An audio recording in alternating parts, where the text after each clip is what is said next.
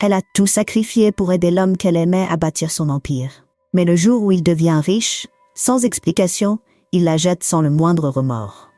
Ce qu'il ignore, c'est que la femme qu'il pensait pouvoir écraser détient une vérité explosive. Une vérité capable de faire tomber tout ce qu'il croit posséder. Ce qui se passe dans cette salle d'audience est tout simplement incroyable. Une leçon de vie, de courage et de justice. Restez jusqu'à la fin, car lorsque le masque tombe, la chute est dévastatrice. Vous n'en reviendrez pas. C'est parti. Les néons au plafond clignotaient, bourdonnant faiblement, comme une énergie nerveuse piégée entre les murs. Natasha Fields fixait ses genoux, ses mains entrelacées, ses pouces frottant ses jointures devenues blanches. Le tribunal de la famille de Brooklyn était plus froid que ce à quoi elle s'attendait, malgré le mois de juillet. Ou peut-être que c'était juste elle. Robert était assis à l'autre bout de la table, avachi sur son siège avec l'insouciance d'un homme convaincu que le monde lui devait tout. Il portait son costume le plus cher, bleu marine et impeccable, comme il le faisait toujours quand il voulait envoyer un message. Même maintenant, son parfum, son préféré, celui qu'elle lui avait offert pour Noël dernier, flottait encore dans l'air. Un rappel sucré et écœurant de tout ce qu'elle ne pourrait jamais retrouver. La salle d'audience n'était pas vide. Sur les bancs du fond, des inconnus attendaient leur tour devant le juge Whittaker. Un huissier, l'air épuisé, était adossé à la porte, mâchant l'intérieur de sa joue. Natasha ne le remarquait même pas. Ses yeux revenaient sans cesse aux mains de Robert, parfaitement manicurées, qui tapaient un rythme lent et régulier sur la lourde table en acajou. Les mêmes mains qui, autrefois, tenaient les siennes dans le métro, pendant les hivers glacés et les étés étouffants dans leur premier minuscule appartement de Bed-Stuy. Aujourd'hui, ses mains lui étaient devenues étrangères. Elle se souvenait de chaque détail amer du mois passé. Les papiers du divorce étaient arrivés dans une grosse enveloppe brune, livrée par un inconnu qu'elle n'avait jamais vu auparavant. Il n'avait même pas osé la regarder dans les yeux.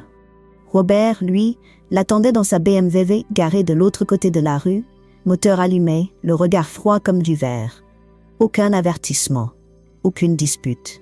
Quand elle était sortie, serrant les papiers contre sa poitrine, il avait baissé sa vitre. « Bonne chance pour recommencer sans rien », avait-il dit, d'un ton plat, presque ennuyé. C'était la dernière fois qu'il lui avait parlé directement, jusqu'à aujourd'hui. Le greffier appela l'affaire, sa voix résonnant dans le silence. Affaire numéro 2217.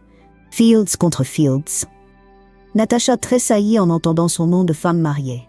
Tamika Johnson, son avocate, se pencha vers elle et lui serra l'épaule.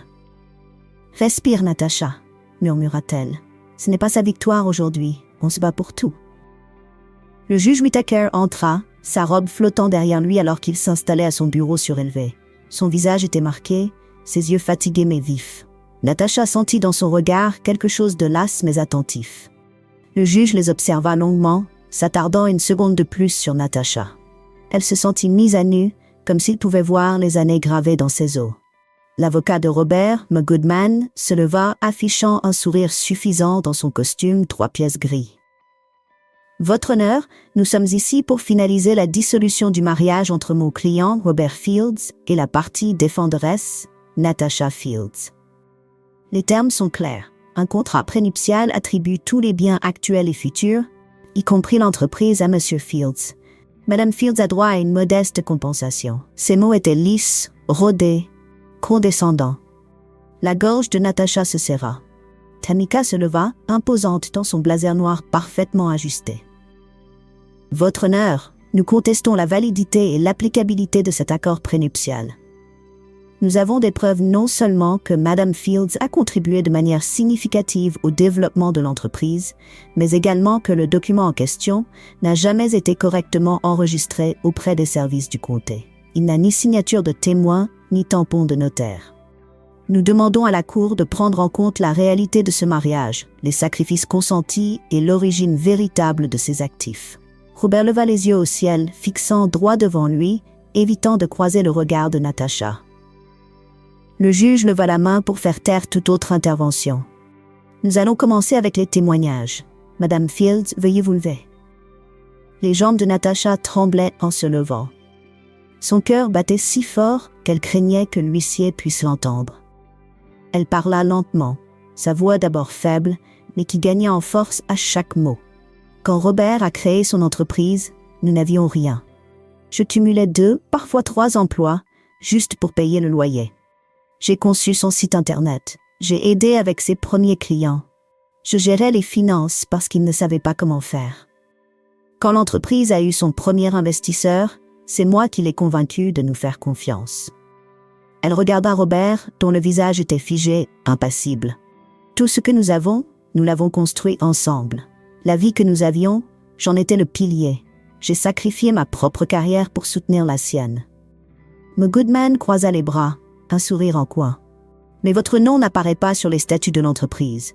Vous n'avez jamais été associé officiellement. C'est bien ça? Natacha ne sia pas. C'était la décision de Robert. Il disait que ça nous protégerait des risques. J'avais confiance en lui. Le juge hocha la tête, prenant des notes. Monsieur Fields, souhaitez-vous répondre? Robert se leva lentement, attirant tous les regards. Il parla avec l'assurance facile d'un homme qui se croyait intouchable. Votre honneur, Natacha a aidé au début, c'est vrai, mais cette entreprise, c'est moi. Mes nuits blanches, mes risques, ma vision. Elle répondait aux mails. Elle gérait la maison. Mais l'entreprise m'a toujours appartenu. Il fit glisser un dossier sur la table. Le contrat prénuptial est parfaitement clair. Tamika l'interrompit. Avec tout le respect que je vous dois, votre honneur, ce prétendu contrat prénuptial n'a ni signature de témoin, ni notarisation. Nous avons une lettre officielle du comté confirmant qu'il n'a jamais été enregistré légalement. Le juge prit le document, le leva vers la lumière. Son expression resta neutre, mais la tension dans la salle monta. C'est à moi de juger de sa validité, déclara-t-il. Robert se rassit avec un sourire de vainqueur, lançant à Natacha un regard satisfait. Mais sous la table, son genou tremblait, frappant nerveusement. Les témoins défilèrent. Le directeur financier actuel de Robert témoigna, l'air détaché. Oui, Madame Fields était là au début, mais elle n'a jamais assisté aux réunions du conseil. Toutes les décisions légales et financières ont toujours été prises par Monsieur Fields.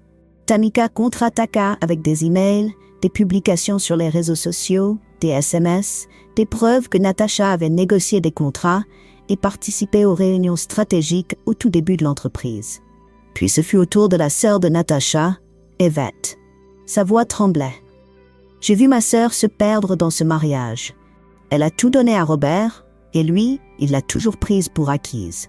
Elle était là quand l'entreprise n'était qu'un rêve et un ordinateur posé sur la table de notre cuisine. Les yeux de Natacha se brouillèrent, mais elle retint ses larmes. Encore plus de preuves. Tamika présenta des relevés bancaires montrant que les comptes communs avaient servi à financer l'entreprise. Des photos de Natacha aux événements de lancement. Des cartes de visite avec leurs 2 noms. Chaque détail ébranlait un peu plus la confiance de Robert. Sa mâchoire se serrait. Ses lèvres devenaient minces.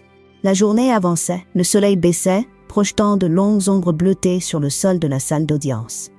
Natacha était épuisée. Mais elle tenait, droite, sentant tous les regards sur elle, attendant qu'elle craque. Le juge finit par ordonner une pause. Natacha se retrouva seule dans le couloir, appuyée contre les carreaux froids. Tamika la rejoignit, lui tendant une bouteille d'eau. « Il est déstabilisé, dit-elle à voix basse. Tu as été formidable. Tiens bon, c'est presque fini. » Natacha hocha la tête, avalant avec difficulté. Lorsque l'audience reprit, l'ambiance avait changé. Robert avait perdu de son assurance. Le regard du juge restait fixé sur lui, pesant, scrutant. M. Goodman rappela Robert à la barre. « Monsieur Fields, pouvez-vous décrire votre situation financière au moment de votre mariage avec Madame Fields ?» Robert répondit d'un ton sec, défensif. « J'avais quelques dettes, mais de grands rêves. J'ai toujours su que je réussirais. Natacha m'a aidé, oui, mais c'est ma détermination qui nous a menés là. » Tamika ne le lâcha pas. « Alors, si vous étiez si prometteur, pourquoi aviez-vous besoin du salaire de Natacha pour payer le loyer? Pourquoi utiliser les comptes communs pour les dépenses de l'entreprise? Pourquoi est-elle indiquée comme personne à contacter en cas d'urgence sur les documents d'origine de votre société? » Robert hésita, cherchant ses mots. C'était juste de la logistique. Elle était là, mais c'était toujours ma vision. La voix du juge trancha l'air comme une lame. Parlons du contrat prénuptial. Monsieur Fields, avez-vous la preuve que ce document a bien été enregistré auprès du comté, comme l'exige la loi de l'État de New York? M. Goodman fouilla nerveusement ses papiers. Nous avons une copie, votre honneur. L'original devrait être chez le greffier. Tamika fit glisser une lettre tamponnée sur la table. Votre honneur, voici une réponse certifiée du bureau du greffier. Aucun enregistrement trouvé en 2014 ni les années suivantes. Ce document n'a pas de signature de témoin. Il n'est pas notarié. Un silence de plomb s'abattit. Même l'huissier se redressa. Le visage de Robert se vida de sa couleur. Ses mains cessèrent enfin de trembler. Le juge Whittaker s'adossa, croisant les doigts, le regard aussi tranchant que du verre brisé. Monsieur Fields, c'est une omission grave. La loi exige qu'un contrat prénuptial soit dûment signé, notarié, témoigné et enregistré. Sans cela, il n'a aucune valeur légale. Robert tenta d'intervenir, mais sa voix se brisa. Votre honneur, ce n'est pas juste. Elle est juste. Le juge leva la main. Assez. Pendant un instant, le seul bruit que Natacha entendit fut son propre cœur battant dans ses oreilles. Elle fixa Robert, qui, pour la première fois, la regardait. Et pour la première fois, elle ne vit plus l'arrogance dans ses yeux, mais la panique. Le juge reprit, la voix lourde, solennelle. Sur la base de toutes les preuves présentées, les emails, les documents financiers, les témoignages et les chèques d'exécuter et d'enregistrer le contrat prénuptial, la Cour statue en faveur de Mme Fields. Les biens, l'entreprise et les avoirs sont intégralement attribués à Mme Fields. Il n'y aura pas de partage. Monsieur Fields, vous avez droit à une part des économies communes et à un véhicule. Le reste revient à Mme Fields. L'entreprise entière lui appartient désormais. La salle fut frappée d'un souffle. M. Goodman balbutia, mais le juge était déjà en train de remplir l'ordonnance finale. Le visage de Robert se transforma. Choc, incrédulité, puis un vide total. Le sourire arrogant, la moue prétentieuse, tout avait disparu. Il tenta de parler, mais aucun son ne sortit. Natacha soutint son regard, calme, impassible, la mâchoire serrée comme de l'acier. Le greffier apporta la dernière pile de documents au juge, qui signa d'un geste lourd, puis regarda Natacha droit dans les yeux. « Vous pouvez vous asseoir, Madame Fields. La décision du tribunal est définitive. » Natacha se laissa tomber sur sa chaise, ses jambes prêtes à céder. Ses mains, désormais stables, étaient posées à plat sur la table. L'avocat de Robert murmura quelque chose à son oreille, mais Robert ne répondit pas. Il restait là, figé, perdu dans l'écho d'un futur qu'il croyait lui appartenir. Le juge leva l'audience. L'huissier appela au silence alors que les gens commençaient à sortir. Natacha ne bougea pas. Elle sentait tous les regards sur elle, les jugements muets, les curiosités, mais elle ne broncha pas. Le poids dans sa poitrine était toujours là, mais différent, plus solide, plus définitif. Robert n'avait toujours pas bougé. Il fixait le vide, ses mains inertes sur la table. Le stylo glissa de ses doigts, tombant à ses pieds. Plus un mot, plus une menace. Il paraissait plus petit que jamais. Juste l'ombre d'un homme dont l'empire venait de s'effondrer. Tamika se tenait derrière Natacha, silencieuse. Elle ne dit rien. Elle posa simplement une main douce sur son épaule, l'ancrant dans le moment.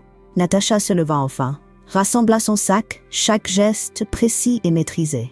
Elle regarda Robert une dernière fois. Leurs yeux se croisèrent, juste une seconde. Il n'y avait plus rien à dire. Elle tourna les talons et marcha vers la porte, laissant derrière elle la salle qui se vidait.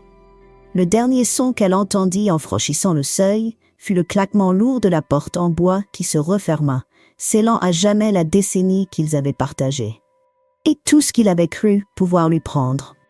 Si cette histoire vous a plu, n'oubliez pas de liker, commenter et partager cette vidéo avec vos amis. Abonnez-vous et activez la cloche pour ne jamais manquer une histoire puissante.